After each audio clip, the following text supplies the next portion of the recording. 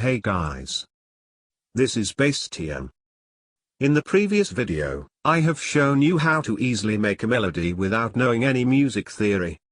I have made a progressive house drop using the melody I made in that tutorial, and this is the result. Let me know what you guys think about it. The download link for the FLP is in the description.